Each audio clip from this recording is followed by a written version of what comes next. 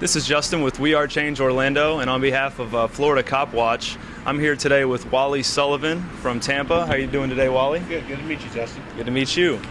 Wally's got an interesting story to tell us, but before we talk about your story, tell us a little bit about how you got started with cop watching and how you got involved.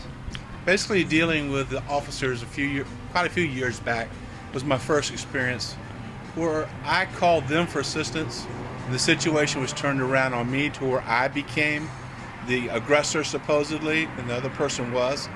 And I had to get my camera to get them back down. And once I got my camera, I saw then they would back off and stop doing what they were doing, and they did. So, and that was the first time. The other times is dealing with watching people online like Jeff Gray, Michael Burns, a few others, and watching what they were doing and realizing that the situation we're in today is totally different from when I was a young person. There's a lot, as younger people, people my age, when we were younger, we should have been doing a lot more activism too, which happened with Kent State. I was in that age group and stuff like that, and people got killed, and they pretty much used rule of force or rule of law to make us do what they wanted to.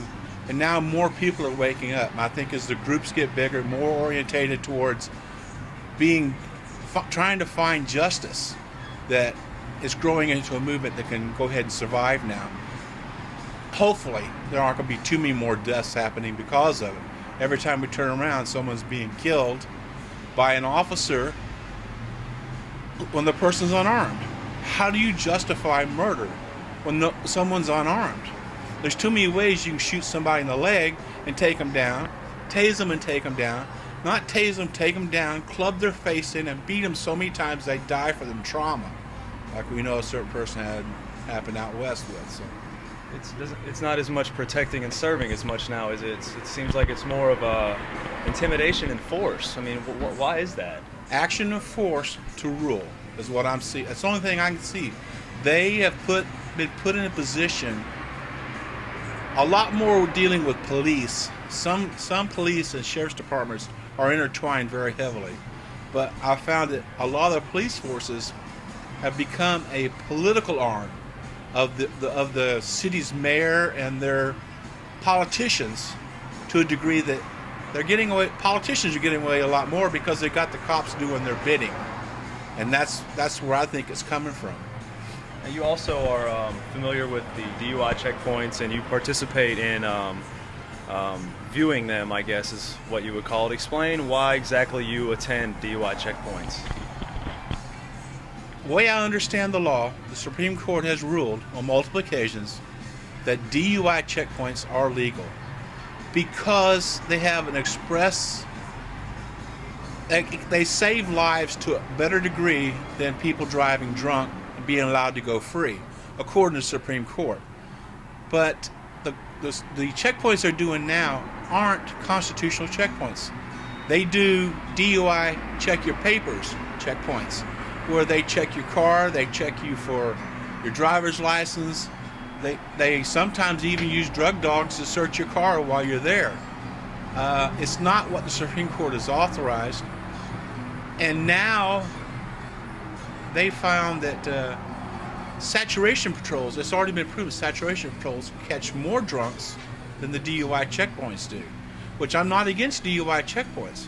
I am against DUI check your paper checkpoints, is what they've become. They call them comprehensive roadside vehicle safety checkpoints. And that's where the problem lies now with me, that it's an invasion of the Fourth Amendment, that if we have our rights, we have to stand up for them. If we don't stand up for them, we're not going to have them, because everything is pushing to absolve the Bill of Rights, the Constitution itself and the Bill of Rights. My First Amendment was interrupted, was actually violated by 2 counts. My freedom of speech, which I do these videos for a protest measure. I put them online, and I write stories about it online, or give brief comments and get comments from people back in a form of protest. The other way was that my right to be oppressed, to collect information, newsworthy information, and disseminate it to people, to citizens, to have at their leisure with the internet. As you can do it anytime you want. It's not like newspapers came every morning. Well, that was denied too by the police when they arrested me. So, but back to your question dealing with checkpoints, is these checkpoints they're doing, as far as I'm concerned, aren't constitutional. They haven't been rule constitutional. They're blurring the lines between a check your papers border crossing checkpoint and an actual DUI checkpoint, and they're trying to make it in one where they'll just be stopping you whenever they want on the side of the road, saying, "Hey, what's going on here?" and give me your papers, Yep. which is constitutionally protected right now. But like I said earlier, the Supreme Court just ruled that if the officer makes a mistake and violates your Fourth Amendment right, if he claims ignorance that he didn't know the law, well, then it's going to be okay. The law will stand. The judgment will stand. His ticket will stand, whatever. So he can claim ignorance really in any case if he feels it's necessary. In any case now, since the Supreme Court has ruled that's a minor intrusion into our Fourth Amendment rights because the officer can say he was ignorant of the law. So your goal, it doesn't seem like your goal here is to give them problems, and you don't have a problem with catching drunk drivers. It just seems like your concern is about violating our rights in the process. Is that about? That's what I've caught. Every checkpoint I've been to, I've caught this. They do it in one form or the other. That night that I was arrested, they actually did it twice. I didn't catch that video because I was on my way to jail, but my friend did, and they stopped a semi-truck in the road. Well, as I understand it, the Hillsborough County, or dealing with the state, has adopted the 3-minute rule. If you're stopped in traffic more than 3 minutes on a checkpoint in the roadway, they'll open the checkpoint lanes and just pass everybody through to clear it out. But that night they stopped a semi, had him held there questioning in the road, blocking the 2 people behind him up. Well, when the semi was released, the 2 people went in to do their part in the checkpoint that they chose. Right. And before the last person got out, the 3 minutes was up. So they actually violated state law on that too. Do you find these to be very effective? I mean, aside from violating our rights to do so, which is a major problem, I mean, are we catching drunk drivers very effectively with these checkpoints? Some areas, when they run a checkpoint, say from 10 to 2 a.m., yes, they catch some drunks. But what Hillsborough County has been doing has been from 10 to noon to midnight. And the one I was at, they caught 0 drunks. I didn't see what happened this last one, but I do know that they do saturation patrols after the checkpoints, and they boost their arrest numbers for the evening by doing the saturation patrols. And they're including those in the and checkpoint they're including numbers? those as checkpoints. Okay. Because according to the state of Florida FY14, Hillsborough County got over $500,000 last year to do checkpoints, DUI checkpoints. Mm-hmm. So if they're not getting DUI offenders, how can they get the money from the state? So they do it just to have this thing to check your papers, to check for whoever's going on through the area, and it's not about DUI.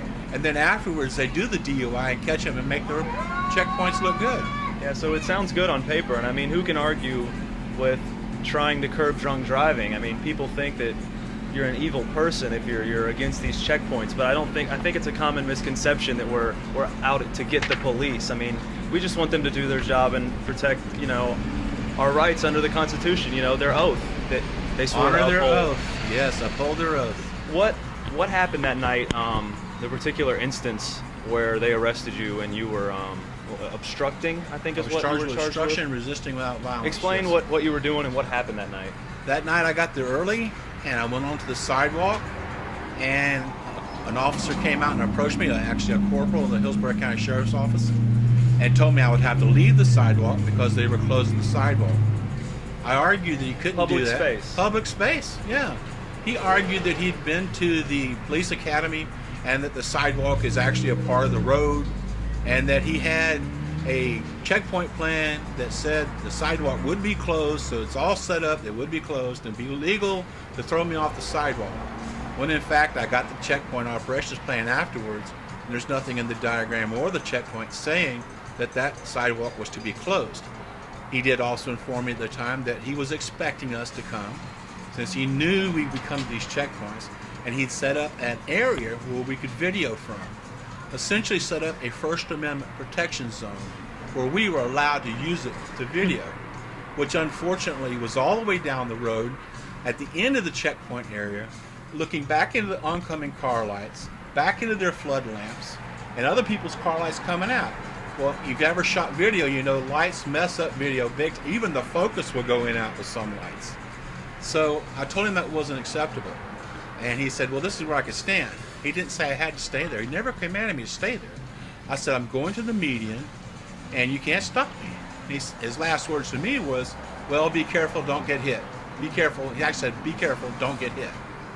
So I went to the median. So it sounds like he was okay with it at that point? At that point, I had no problems, apparently, because he didn't say, no, you can't go. You have to stay here. So I went down the median, walked down towards where the intake of the checkpoint was happening, which is outside of the checkpoint zone, because they had a car there blocking the highway, which is supposed to be a chase car, which if you check the diagram, was supposed to be back up here. But where I stopped at, that turn lane was blocked off, so people couldn't get into the turn, and they had the other lanes closed, 2 lanes closed down, and they were only passing cars through the third outside lane. So I'm there, and I guess I was there about 13 minutes or so, 15 minutes maybe, and the 2 deputies, after I checked watching count cars, pulled 2 cars through, and the third car, they were doing 3 cars at a time. What is the checkpoint? It's a shoot style. They'll pull off 3 or 5 cars. This night it was 3 cars. They'll put them in. The officers will go through, they'll check your papers, please, and then they'll release them and open the checkpoint shoot area again, and then they'll stop traffic and send 3 more in. Well, they pulled in 2 cars, and the third car, the officer was waving, but then he stopped waving it in and passed the car. Then he pulled the car behind it and put it in, as my video shows. So at that time, they violated constitutionality of the checkpoint, in my opinion. Now, like I said, since the Supreme Court's changed the law, were your Fourth Amendment rights protected or not? I don't know for sure on this now. But at the time, they were. You weren't allowed to do that. You had to pull in 3 cars, then start passing cars, which is what they set up to do. So when he did that, at that very moment, they sent that third car in and passed the actual third car. The corporal came across the street, talked to his deputy. I heard him tell his deputy, you see that guy behind you? As he was chewing on his deputy. And the deputy made the motion, well, roll something, made a motion with his hands, and like they knew the person was in the car. I stopped the video, slowed it down when I was reviewing it, and saw that it was a woman in the car. Who it was, I don't know. But they passed that woman through. And as soon as he finished talking with his deputy, he come over and told me I was under arrest. And I said, for what? He said, obstruction. So I don't know where I was obstructing. I wasn't told to leave that area. I was actually affirmed that I was okay to be there as far as I can tell from what he told me. Right. And that's where I'm at now, and the courts won't let it go. The state won't let it go, so... And you have court is February? Yeah, February the 11th is a pre-trial, and the 16th is the actual trial. And what are your plans with that? What is your outlook on that situation? I'm hoping the state will see the light and drop the case, because I had to go with a public defender because of my financial situation. And he's actually told me that the only case they would have is if they were detaining someone and I walked into that area and interfered. That's the only case law where there would be an obstruction charge. And I didn't do that. And he actually said that I didn't do that. So how the state is pursuing this, I don't know. It makes no sense to anyone I've talked to that's seen the video. And it just... Yeah, and just for everyone who hasn't seen the video, I'll have it in the description below. But the entire video of this situation is on tape. You had it around your neck, correct? That was my secondary camera. Your backup camera. Yeah, my backup camera. And it's just ridiculous. I mean, why are they wasting the time to not only going through with the case, but just to sort of harass you that night? You weren't giving them any problems. You weren't shouting at them. You weren't obstructing in any way. I mean... Sounds like First Amendment filming in public space on the sidewalk. You said the medium was okay. What is their goal here, do you think? They just want you out of there? I'm looking at the situation where they're trying to build case law is what I believe now. There's some other activists in the state that's a lot more active. And I know there's another one up north of us here that's got a similar case, but it was for protesting on the side on public highway, beside the road. And they've got him going through trial too. I think they're looking for case history. They can get in the courts, but they can go after some of the bigger guys that work in this situation, trying to deal with corrupt cops. So, and I got to say it's corruption, because as far as I'm concerned, my arrest was wanton and willful, vengeful act. It's the only way I could see it. Because the moment I caught them doing that at the checkpoint, that's when I was arrested. Come out and told I was obstructing. They tried to say that I was distracting the officers, and they weren't watched. They were kept looking around me. They were in fear for their safety. And my thing of that is, if the officer's trained to do this job, how can a person stand there with a camera be a distraction to them, unless they want it to be a distraction? What I saw there was a lot of guys having a good time, joking, talking. There was nothing regimented about what they were doing. Right. It was just out there, let's do this, have a good time, and go home. Yeah. So, make some extra money and go home. So. In my personal experience, when I went through a checkpoint, I was asked to see my information. I was stopped. My freedom to travel from point A to point B was hindered, and I was not suspected of committing a crime. There was no probable cause. And if it's a DUI checkpoint, why did they not even ask me if I was drinking? That was interesting to me. You stopped and you explained why this was, okay to do, because I had questions for them, but they didn't even ask me if I had been drinking. Maybe he could just visibly tell, but there's got to be a better way to do this. What do you think is the solution, other than violating our rights and increasing this police state mentality? What's a better way? I think you hit it on the head right there with the police state mentality. That's where they're going. Yeah. And I think people better start looking out and seeing what's happening outside of their busy schedules, because in my heart, that's where I believe it's all going to go. It's going to be a police state, and it's going to happen abruptly after just enough flares that people get enough upset about things and the skirmishes start. Then we'll have that police state is what they want. There's something you mentioned that I want to come back to. When I was arrested that night, I was on that sidewalk.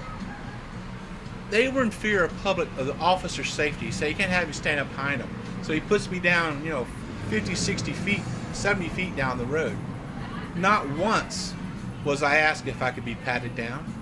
Not once was I asked if I was carrying any weapons. But they were concerned with their safety. It's, as far as I see, it's all a game to keep pushing what you're looking at, everybody else is seeing, a police state where the cops do the bidding of the politicians and the unions they're a part of. Do you think that these officers are inherently in the know about that? I mean, it seems like for the most part they're just doing their job. They just think we're catching drunk drivers. We're doing the right thing. Are they all inherently evil and out to get us? Is that the deal? Because I don't think that's the case. I don't think it is the case myself. I think that there are certain, I want to call them ringleaders, but I don't know if it's really ringleaders. It's just certain people have position to be pushed that way. And they're psychotic enough, which we're seeing that all the time now, that they'll go with the flow. Right. And the problem I have with not saying they're all bad is, if they're good, why aren't they stopping it? Right. Why aren't they speaking up? So I have to look at every officer's potential as a potential problem, because if he's there and this shit's going on, it's because he's letting it go on. Right. Any way you look at it. Silence is complicit. Silence, they tell us, guilty after the fact or prior, if you're involved with them and it happens, why didn't you stop it? Why didn't you tell a cop? Well, you're guilty as they are. So it's the same situation. It's almost like they need to look at it from a different perspective, I think, because they look at it as it's just the us versus them. They don't like the police. It's such an anti-police mentality, but good God, we're just looking out for our future, it seems like, and our rights here. We're not here to be, we don't have a negative agenda, I don't think, as a cop watcher, and it's really gotten a bad rap with, some of the recent things that are going on. Cop watch and cop block both have gotten the bad rap because of people that want to just, I don't want to call them bootlickers, but their life is so much easier if they just stick to the status quo,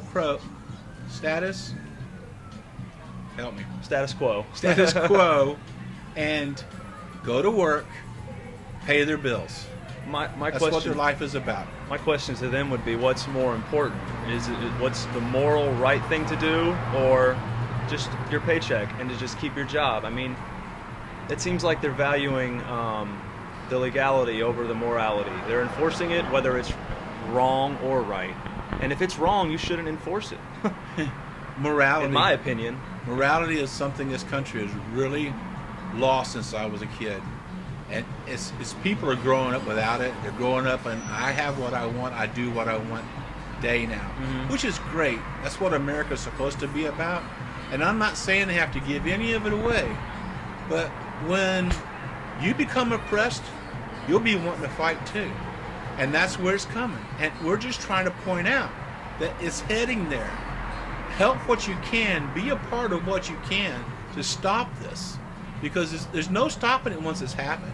And there's a lot of political organizations that are very powerful in this country now that are working every day to take away your first, your second, your fourth.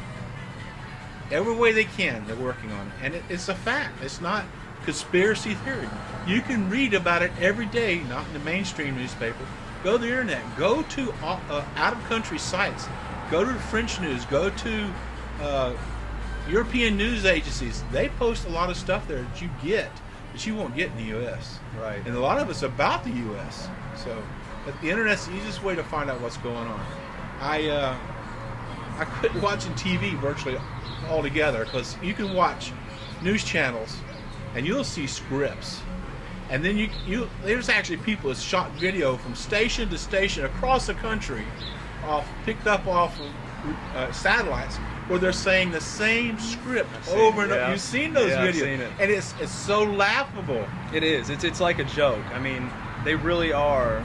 It seems like just robots reading from a piece of paper. I mean, Script they might readers. as well just replace them with a robot at this point. Or put the words up for people to read themselves. I mean, Right. that's basically what they're all doing. They're reading off of a teleprompter. I think everyone should just turn it off 100%. We'd probably be a lot more informed and less If you- distracted. Exactly. That's where you go to the internet for. You stay off the TV and go on the internet Right. and travel the world Yeah. and see what's really happened. Because when you do that, there's instances you hear about on the internet.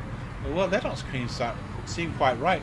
Then you'll go see 3 or 4 different other stories about it, and you get the blend of information where you'll actually be able to deduce what's really going on. Right. You got to compare different sources. I mean, it seems like in America we've got so many different sources of information, but we really don't. There's 6 I mean- corporations on every news agency, radio, television station, Right. media. 6 So corporations. you've got to just don't believe it. Don't believe us. Don't believe anyone unless you No. can prove it with your own research. Really, I guess is the only way we can kind of stay informed in this day and age. But getting back to your story, what exactly do you have planned here in the near future, other than your case and trying to fight it and get it dismissed?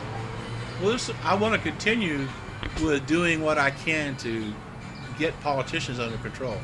There's one guy in Tampa that works with a lot of people, a lot of stories. That's Mike Deason. I don't know if you've heard of him, but he does some investigation for Channel 10 Investigates. And Mike Deason's one of the guys that actually helped a cop watcher up in Tarpon Springs, the kid that got arrested for being out there videoing cops. Way the story and helped the kid get through that. See, we need more people like that. Exactly, and you're not going to find it in most. Mike Deason is an old-time reporter, way back. The newer people are just in doing the fluff stories. Every morning you can turn on one of the channels here in Tampa, and you can see every internet fluff story, the puppy jumping around, the kittens playing, stuff like that. Do you get any real-world news out of them? No, you sure don't. Well, is there anywhere that anyone can find out more information about you? Is there any last words you'd like to say? Just I'm Wally Sullivan on Facebook, and my YouTube channel is Rubberband54. There's no space. It's Rubberband54, and you can see my videos and watch them, and just be there. If you can say something or send a message to the state attorney's office, I should have had their phone number. I don't think I do with me, but that would help, and get them to understand that this is crazy. You can't prosecute people for doing nothing wrong. And videoing is protected under the First Amendment right. Videoing public officials performing their duties is legal under your First Amendment right. So, And it's for our own safety at this point with the police. at this point, you've got to be videoing. I've had situations a couple times where I didn't have a camera, and I just took the ticket and went on when I've had the camera going. If I had my DVR going on my dash, there's no way I would have gotten one ticket I got. Right. Because a cop accused me of cutting him off trying to pull in a lane, and he almost hit me. But I wasn't even in his lane yet. I stopped when I seen him changing lanes into my lane, changing lanes in the intersection. But I had to pay that ticket because I knew I couldn't fight it. You didn't have a camera. Didn't have a camera. Best witness is a camera It hanging sure out is. on your dash. Everybody should have one on your dash or on your car ready to go, you know. Yeah. Well, if you guys want to help out Wally, please share this video, like this video. On behalf of Florida Cop Watch, We Are Change Orlando, know your rights. This is Justin Harvey signing out. Thank you so much. Thank you.